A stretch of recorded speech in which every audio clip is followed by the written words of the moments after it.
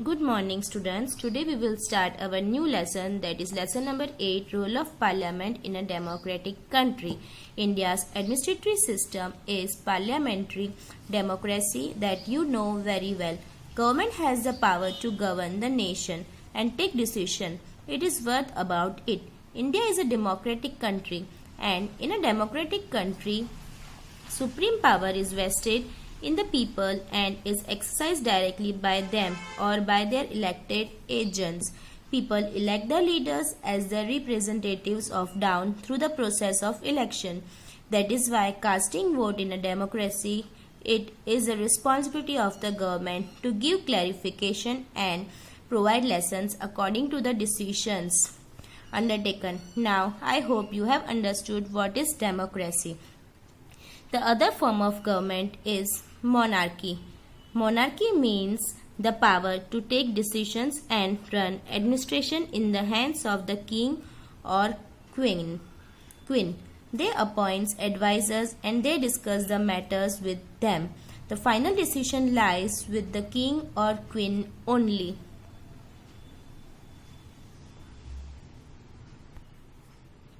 The most important characteristics of democracy is that the sole power to rule is not the hands of one person or a group of people. Every citizen is a member in the decision-making process. Each process, it means we are the creators of our district. The word for democracy in Gujarati is Loksahi. The main aim of government is welfare of the people. In this system, the run by the people as the representatives elected by the people run the administration. Now you see the chart. There are two types of government. First is monarchy. That means the power is in hands of king or queen. Other form is democracy.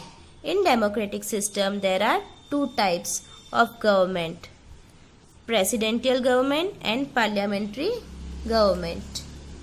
In presidential system, democratic and republic government is in which the head of government leads executive branch, that is separate from legislative, the head of the government, also the head of a state, which is called the president. Next one is parliamentary government system. Parliamentary system is a democratic form of government in which the party with the greatest representation in the parliament forms the government and its rulers become the prime ministers. Students, now see what is the difference between elected and selected. Your school must have been organizing elections for school panchayat. Similarly, your class monitor also must have been elected. At times, it happens that the monitor is not elected but selected directly. As a result, others who wanted to be the monitor feel discontented and express their disapproval. Same process is there to form the government. Like it is done in the school panchayat, representatives are elected in a democratic government too.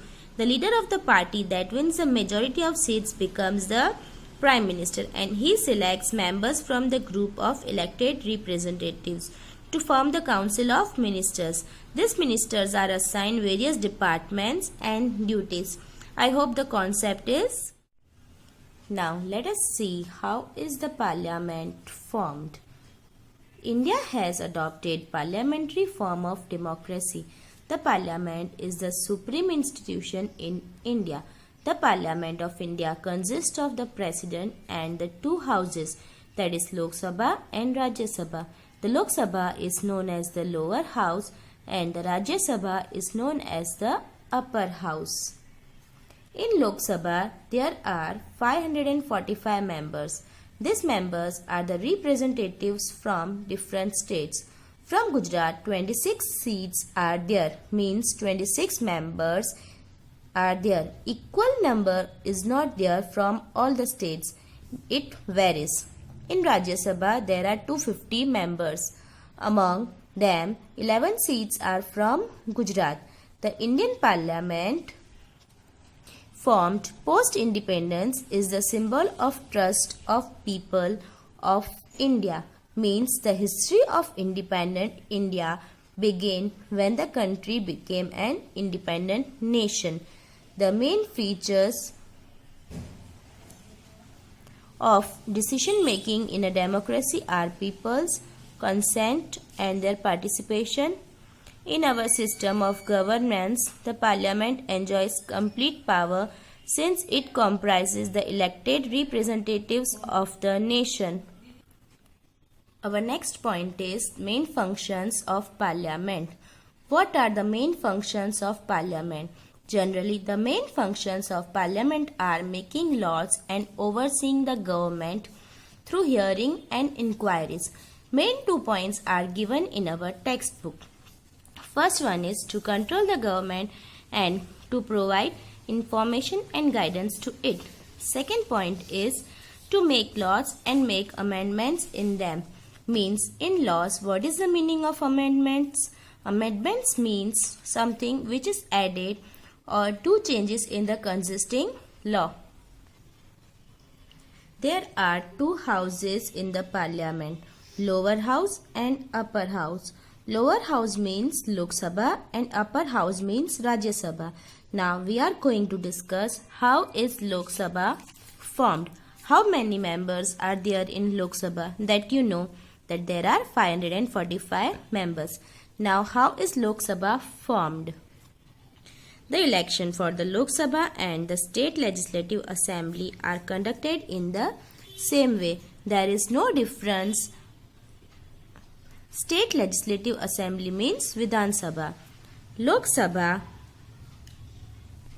elections are held every 5 years. There are many constituencies. Each constituency is represented by one elected member in the parliament. The candidates are from all the political parties. The elected candidate is known as the Member of Parliament, also known as MP. All these elected members collectively form the Lok Sabha. जो भी चुने हुए candidate हैं वो members है parliament के, जिन्हें MP कहते हैं. एंड ये सारे चुने हुए मेंबर्स मिलकर लोकसभा बनाते हैं. How is the ruling party formed? The candidates who conducts elections usually belong to different political parties. The political parties that builds a majority forms the government. The leader of the political party is appointed as the Prime Minister in the Lok Sabha. In this procedure, they are making the party-wise list of members and it becomes clear how many members from which political parties are there. Sometimes not a single party builds a majority. In such cases, two or more parties come together to form a government. This type of government is called coalition of government. The Prime Minister is the head of the ruling party. He selects ministers of his party. This group of ministers are called a council of ministers. The Prime Minister allocates the duties among the various ministers. These ministers take care of the responsibility of the work related to their respective ministers, such as health, education, finance, and etc. All these departments have different ministers who take their responsibilities. Each minister is responsible for any question related to his ministry to the members of parliament. Our next topic is upper house. Which is the upper house? Rajya Sabha. Rajya Sabha is also known as Council of States. There are 250 members in Rajya Sabha. Out of these members, 12 members are nominated by the President of India for their valuable contributions in different fields, such as you see science, sports, etc. So, 238 members are the representatives of the states and union territories and 12 are nominated by the President. So, total 250 members are there. Rajya Sabha is a permanent house. It never gets dissolved completely. The members of the Rajya Sabha are elected for a term of 6 years. Every 2 years, one-third of its members leave as term comes to an end. Rajya Sabha also can propose a bill. It is important to have the consent of the Rajya Sabha before passing any bill. Rajya Sabha revises the bill passed by Lok Sabha. The person who presides over the session of Rajya Sabha is known as the chairman. Vice President of India acts as the chairman of the Rajya Sabha. When the sessions begin in the parliament, it's a time for the question hour. During the question hours, the members of parliament ask questions to gather information on the working of the government. You know that a council of ministers in the parliament. Each minister is responsible to answer any question related to each department to the members of the parliament. Through the medium of questioning, members draw the attention of the government towards its loopholes.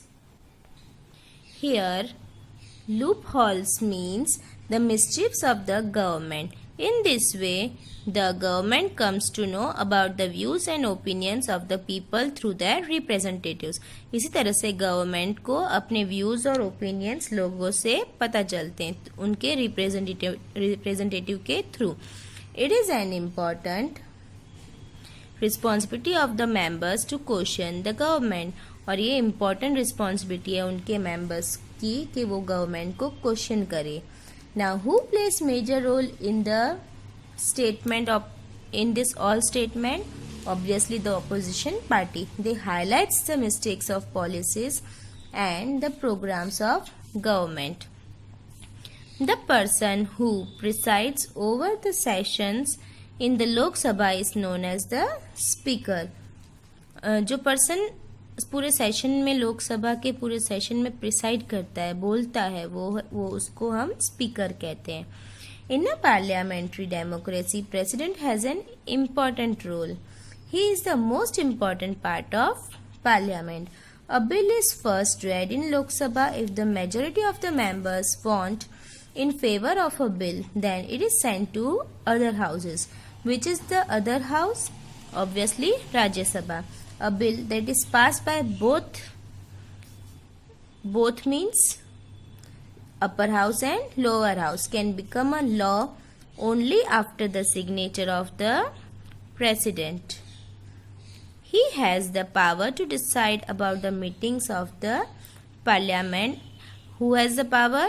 Obviously, the president has the power to decide about the meetings of parliament.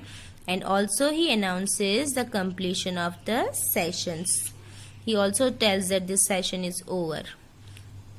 Okay. Hope students you have understood this chapter. Please read this chapter twice so you can understand it properly.